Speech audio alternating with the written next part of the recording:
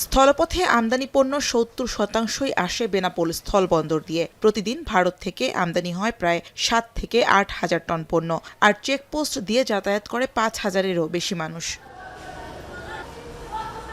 ২০২০ সালের ৫ কোটি টাকা ব্যয়ে এই বন্দরে স্থাপন করা হয় কন্টেইনার মোবাইল স্ক্যানিং মেশিন। চালুর কিছুদিন পর অচল হয়ে পড়ে সেটি। এছাড়া বেনাপোল চেকপোস্ট ও রেল স্টেশন, আন্তর্জাতিক ইমিগ্রেশন, কাস্টমস রুটে চোরাচালান রোধে আরও ৩টি স্ক্যানিং মেশিন বসানো হয়, যার ২টি অচল হয়ে পড়ে আছে ৫ মাস ধরে। ফলে বন্দর দিয়ে ভারতে যাওয়া আসা করা যাত্রীদের ব্যাগ ও অন্যান্য সামগ্রী স্ক্যান করা সম্ভব হচ্ছে না। দায়িত্বে থাকা ব্যক্তি ব্যাগ খুলে মালামাল নামিয়ে চেকিং করছেন, ফলে বিব্রত হচ্ছেন যাত্রীরা। স্ক্যানার মেশিন হলে ভালো হতো, ব্যাগটা চেক করলে হাতে চেক করলে মালটালগুলো নষ্ট হয়ে যাচ্ছে। যদি স্ক্যানিং ভালো থাকতো তাহলে আমরা সহজভাবে চলে যেতে পারতাম। কাস্টমসের যে স্ক্যানারটা আছে আমাদের এখানে বিকল হয়ে আছে, স্ক্যানারের কারণেও অনেক পণ্য চালান কিউ লাইনে থাকছে, যার জন্য দেরি হচ্ছে আমাদের দেশে প্রবেশ করতে।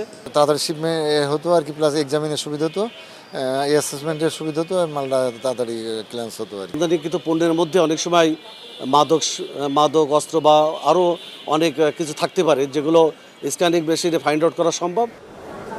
স্ক্যানিং মেশিন নষ্ট থাকায় যাত্রী ভোগান্তির পাশাপাশি বেড়েছে চোরাচালানো। আমদানিতেও নেতিবাচক প্রভাব পড়েছে বলে মনে করছেন ব্যবসায়ীরা। ইন্ডিয়ার গাড়িগুলো ফ্রিভাবে যাচ্ছে, দেখেন কোনো চেকিং নাই, ফ্রিভাবে যাচ্ছে। কিন্তু আমাদের গাড়িগুলো একটা গাড়ি ঢুকে দিয়ে ইন্ডিয়াতে যাতে ম্যাক্সিমাম 15 মিনিট সময় লাগে। এখানে শত গাড়ি আছে, 15 মিনিট সময় লাগে। 15 মিনিট করে হিসাব করেন, একটা 3-4 করে ঘন্টা লাগে। আমাদের গাড়িগুলো বাংলাদেশ থেকে যখন ইন্ডিয়ায় যায়, আমাদের বাংলাদেশে কোনো চেক ইন নেই। চেক ইন একবার ইন্ডিয়ার ভিতরে যাওয়ার পরে, বাংলাদেশের বর্ডার চেক ইন করার পরে আবার ইন্ডিয়ার বর্ডার চেক ইন করে। চেক ইন করার পরে ওইখানে মাল নামায় যদি টাইম টেবল থাকে তাহলে মাল নামিয়ে যায়, টাইম টেবল না থাকলে আর এর মধ্যে কোনো নামার কোনো অপশন নেই। এটা দীর্ঘদিন ধরে অচল। এই অবস্থায় যারা বা আমদানিকারক তাদের সে মালগুলো ঠিক মতন স্ক্যানিং হচ্ছে না, তার জন্য তারা হয়রানি হচ্ছে।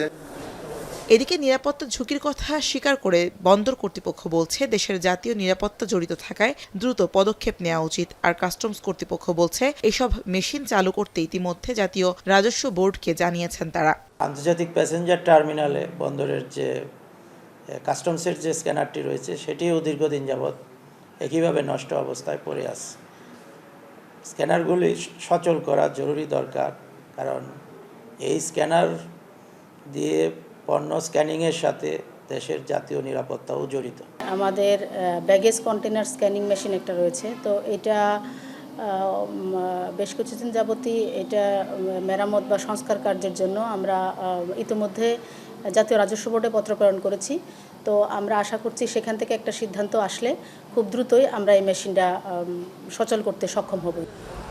এদিকে স্ক্যানিং মেশিন নষ্ট থাকার সুযোগে গেল 4 মাসে বেনাপোল বন্দর পেরিয়ে ভারতে যাওয়ার পর সেখানকার পেট্রাপোল বন্দরে স্বর্ণ ও বিভিন্ন চোরাই পণ্য সহ আটক হন 25 পাচারকারী।